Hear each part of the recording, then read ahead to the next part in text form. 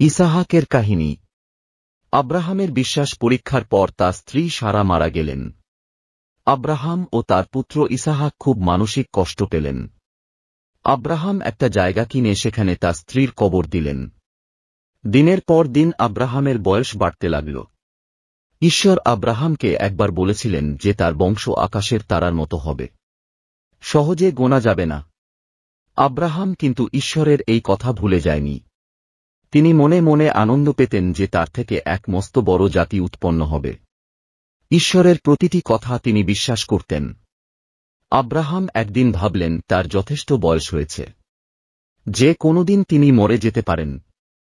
তার ছেলে ইসাহাক যথেষ্ট বড় হয়েছে, তাই বেঁচে থাকতে থাকতে ইসাহাকের বিয়ে দেওয়া উচিত। তিনি জানতেন যে স্বজাতি ও স্বদেশ ছেড়ে বিদেশে বাস করছেন। বর্তমান দেশে কোনো মেয়ের সঙ্গে ইসাহাকের বিয়ে দেওয়া ভালো হবে না। তাই তিনি ঠিক করলেন যে তার নিজের দেশের কোনো মেয়ের সঙ্গে ইসাহাকের বিয়ে দেবেন। এই জন্য তিনি তার সবচেয়ে পুরানো ও বিশ্বস্ত চাকর ইলিয়াসরকে ডেকে পাঠিয়ে বললেন, তুমি এক কাজ করো, আমি যে দেশে ছিলাম সেই মেসোপটেমিয়া দেশে চলে যাও। সেখানে গিয়ে আমার স্বজাতীয় লোকেদের মধ্যে থেকে ইসাকের জন্য একটি পাত্রী খুঁজে আনো। আব্রাহাম যে দেশে তখন ছিলেন সেই দেশে অবশ্য সুন্দরী সুন্দরী মেয়ে ছিল, কিন্তু তারা সকলেই প্রতিমা পূজা করত এবং ঈশ্বরকে তারা বিশ্বাস করত না। এই জন্য নিজের দেশের মেয়ে তিনি চাইলেন। আব্রাহাম ইলিয়াসরের হাতে মেয়েকে দেওয়ার জন্য অনেক গয়নাগাটি, কাপড় চোপড় ইত্যাদি দিলেন। আর এও বলে দিলেন যে মেয়ে পছন্দ করার পর সে যেন মেয়ের কাছে ইসাহাকের বিষয়ে বলে। ইলিয়াসর এবার উটের পিঠে করে চললেন মেসোপটেমিয়াতে। পথে যেতে যেতে তিনি ঈশ্বরের কাছে প্রার্থনা করতে লাগলেন যে ইসাকের জন্য তিনি যেন উপযুক্ত মেয়ে খুঁজে পান। অনেক দূর দেশ অবশেষে মরুভূমি অতিক্রম করে একদিন বিকাল বেলা ইলিয়াসর ও তার সঙ্গী নাহর এক নগরের শেষে উপস্থিত হলেন। উটের পিঠ থেকে নেমে গাছের তলায় বিশ্রাম করতে লাগলেন। সেখানে পৌঁছে তিনি খুব ক্লান্ত হয়েছিলেন। তার পিপাসা ও পেয়েছিল। এমন সময় দেখা গেল একটা মেয়ে কাছেই একটা কূপ থেকে জল নেবার জন্য আসছে। মেয়েটি এসে কূপ থেকে জল তুলতে আরম্ভ করল। এমন সময় ইলিয়াসর তাকে বললেন, আমাদের একটু জল দাও। এই মেয়েটির নাম রিবিকা। তিনি দেখতে খুব সুন্দরী ছিলেন।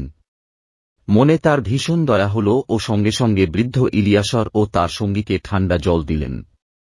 ইলিয়াসর এসেছেন পাত্রী খুঁজতে, তাই তিনি মনে মনে ভাবলেন যে যদি কোনো মেয়ে আমাদের ও আমাদের উটের জন্য জল দেয় তাহলে সেই মেয়েই হবে ইসাহাকের ভাবী পত্নী। ইলিয়াসর নিজে ও তার সঙ্গী জল পান করে আনন্দ পেলেন। উটগুলিও জল পান করল। ইলিয়াসরের প্রার্থনা পূর্ণ হল। তিনি বুঝতে পারলেন ঈশ্বর নিশ্চয়ই এই মেয়েটিকে ইসাহাকের জন্য মনোনীত করেছেন। জল দেওয়ার শেষ হলে ইলিয়াসর আস্তে আস্তে রেবিকার দিকে এগিয়ে গেলেন। রেবিকার হাতে আব্রাহামের দেওয়া সোনার বালা ও নাকের নথ পরিয়ে দিলেন। ইলিয়াসর রেবিকার বাবার নাম জেনে নিলেন ও তার বাড়ির খোঁজ খবর নিলেন। এবার ইলিয়াসর তাকে জিজ্ঞাসা করলেন যে তাদের বাড়িতে রাতে থাকতে দেবেন কিনা। এই কথা শুনে রেবিকা খুব তাড়াতাড়ি বাড়ি চলে গেলেন। রেবিকার ভাই লাবন এই ঘটনা শুনে সঙ্গে সঙ্গে কূপের ধারে উপস্থিত হলেন। লাবন ইলিয়াসর ও তার সঙ্গীকে অভ্যর্থনা করে বাড়িতে নিয়ে গেলেন। রেবিকার বাড়ির লোকেরা জানতে পারলেন যে এই পরিবার আব্রাহামের আত্মীয়, তাই ভীষণ আনন্দ পেলেন। ইলিয়াস ও তার সঙ্গী সেই বাড়িতে যথেষ্ট আদর যত্ন পেলেন, খাওয়া দাওয়া করলেন, বিশ্রাম করলেন। কথার মধ্যে ইলিয়াসর রেবিকার সাথে ইসাহাকের বিয়ের প্রস্তাব দিলেন। রেবিকার বাবা এ বিষয়ে রেবিকার সঙ্গে কথাবার্তা বললেন। রেবিকা এ বিয়েতে রাজি হলেন। এই সংবাদ শুনে ইলিয়াসরের আনন্দ আর ধরে না। পরদিন সকালবেলা ইলিয়াসর রেবিকাকে নিয়ে আব্রাহামের কাছে আসতে চাইলেন, কিন্তু রেবিকার বাবা মা ও অন্য সকলে চাইলেন যেন রেবিকা আরও 10 দিন তাদের সাথে থাকেন। কিন্তু ইলিয়াসর সেখানে এতদিন থাকতে চাইলেন না। রেবিকা ইলিয়াসরের সঙ্গে আসতে চাইলেন। রেবিকা সেই উঁচু নিচু পথ দিয়ে রোদের মধ্যে উটের পিঠে করে চললেন। পথে যেতে যেতে তিনি ইসাহাকের বিষয়, তাদের সুন্দর বাড়ির বিষয় ইলিয়াসরের কাছ থেকে শুনলেন।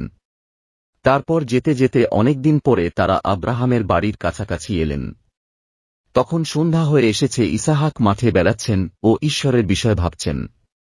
দূর থেকে রেবিকা ইসাহাককে দেখে জিজ্ঞাসা করলেন, ওই লোকটি কে? ইলিয়াসর উত্তর দিলেন, উনি ইসাহাক। এই কথা শুনে রেবিকা মাথায় কাপড় টানলেন ও ইসাহাকের কাছাকাছি এসে উটের পিঠ থেকে নামলেন। ইসাহাকের কাছে গিয়ে প্রণাম করলেন। রেবিকার বাড়িতে যা যা ঘটেছিল সব কথা ইলিয়াসর ইসাহাককে বললেন। তখন ইসাহাক রেবিকাকে বাড়ির ভিতরে নিয়ে এলেন। তারপর খুব ধুমধামের সাথে তাদের বিয়ে হল ও সুখে দিন কাটাতে লাগলেন।